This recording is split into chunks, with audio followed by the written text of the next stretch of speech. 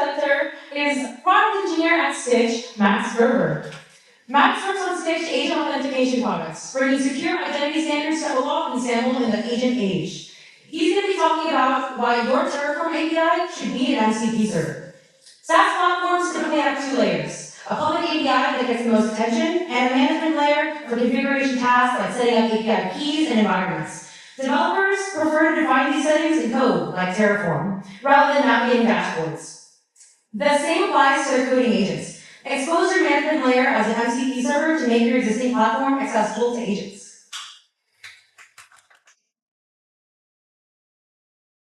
Hi, my name is Max. I'm a developer at Stitch. We're going to talk about Terraform, MCP, and how they interact. So first, what is Stitch? We're a consumer identity and access management company. So we make APIs and SDKs that make it easy to add features like login, user management, MFA, and so on to your apps. I'm spending a lot of time on a React component that turns your app into an OAuth identity provider. And if you're an OAuth identity provider, then you can run a remote MCP server safely and securely using the OAuth protocol.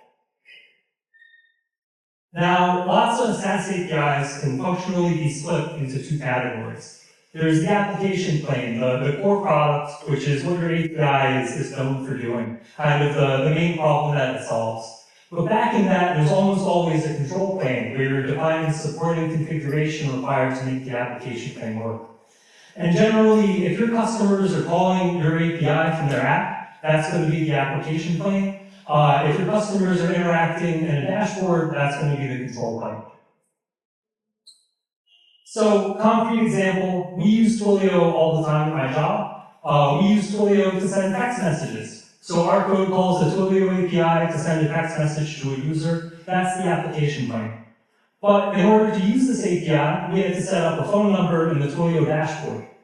And this was something that we did manually. We did it, maybe one or two times. This is definitely something that falls into the control plane. Now, developers really don't like manual work.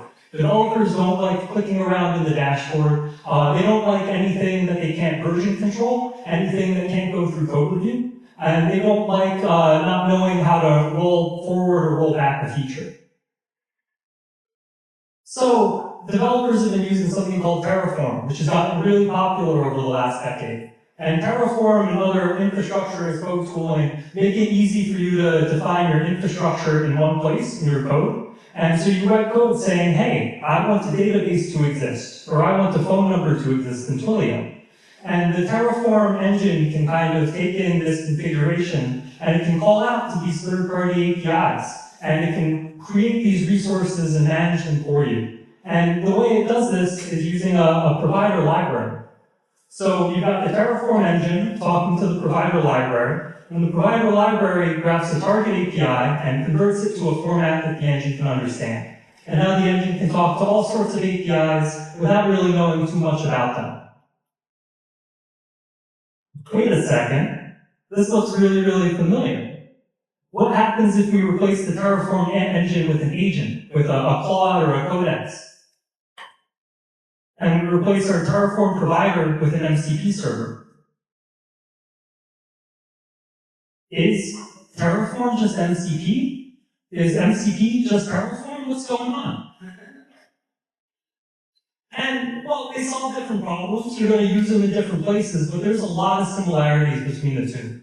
Both of them are used to map external data into a format that a smart agent can understand.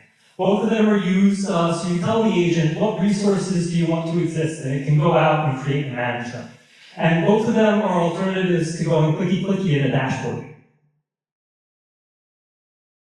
And my theory, my hypothesis, the one thing that I want you to take away from this is anything that your API supports today using Terraform, you should also support via the Model Context Protocol. And to back this up, your dashboard already speaks OAuth. Your dashboard already has a concept of an end user, and this user has permissions, and that's how they were able to log in and click on things in the first place. And what we found when we're talking to people about building MCP servers is they don't really know how to do OAuth. Their API uses API keys, and they don't have a concept of a user or a permission, and it's hard to add OAuth on after the fact. But your dashboard API does. So let's put that in an MCP server, and it's going to be much, much easier because you already have the permission infrastructure built. And what do you do if you get this? What's the point? So there's a couple of things. In the long term, we expect agents to be writing more and more code. So I can ask Claude Code today, hey, I want you to build this feature. I want you to send a text message when a user does this thing. Please use Twilio. And Claude can write all of the code, but if Claude can't go into the dashboard and configure that phone number, then the code's not going to work. It still requires manual steps. And so if we have an MCP server, then Claude can configure the phone number using an MCP server, and we can get the thing all the way into production.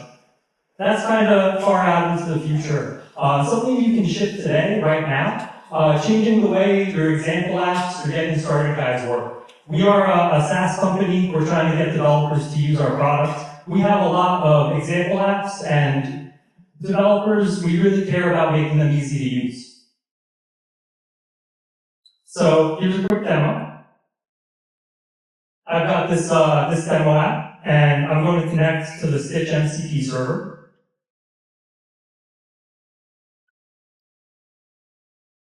And I'm going to grant Claude Code access to manage my Stitch account and create resources on my behalf. And then, so in our README, we had a whole bunch of manual steps. Go in the dashboard, click this thing, configure this environment variable, turn this on, turn this off. And that's something that a user had to do when they were getting started in order to make this product work. And what we're trying now is we're just going to make the agent do it. Let's write a bunch of instructions through the agent, telling the agent, here's what you got to do inside the MCP server. And I tried to make this a live demo, but it turns out that Claude isn't that fast. So here's what it looked like when I ran it 20 minutes ago. It made a plan, it invoked a whole bunch of APIs by official prompt.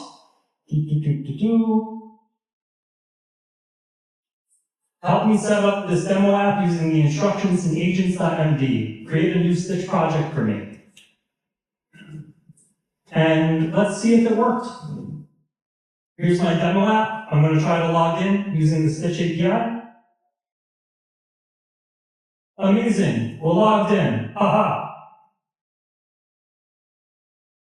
And if I go into the Stitch dashboard, it created the MCP After Hours Stitch project for me a little bit earlier today.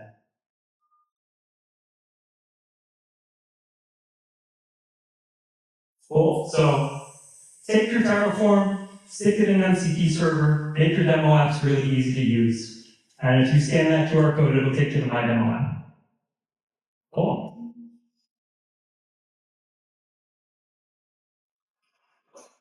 Any questions? A lot of the MCP servers that are out there, they're not verified.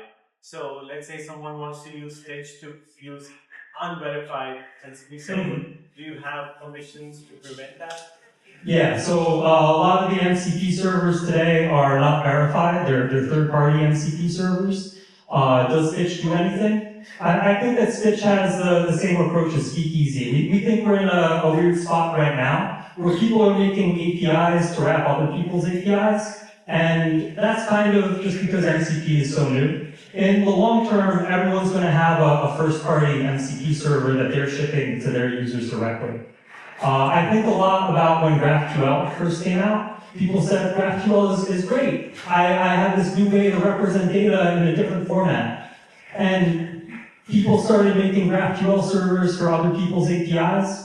Flash forward a couple of years, no one's doing that. You have a REST API, you have a GraphQL API, they represent the same data. In the future, you're going to have a REST API, a GraphQL API, and an MCP API.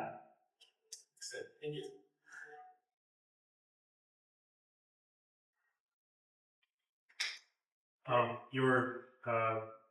So you were kind of talking about everything you can do with Terraform you can do via MCP. So like concepts like version control and like rolling forward, rolling back, like what would be kind of the challenges? Yeah. So everything you can do with Terraform, you can do in MCP. How do concepts like rolling forward and rolling back apply? Well, they don't. Everything that you can do in Terraform, you can do in MCP because they've got that same user model and user identity. But you're probably going to want to use this at very different places in your application. You know, we use Terraform when we're deploying all the way to production, when we want to make sure that the changes we're making out in the real world are exactly what we expect them to be. But we should use MCP when we're developing and we're iterating and we're trying to move past all the way at the other end of the development lifecycle. So it's the same tools and the same ideas, but in very different use cases.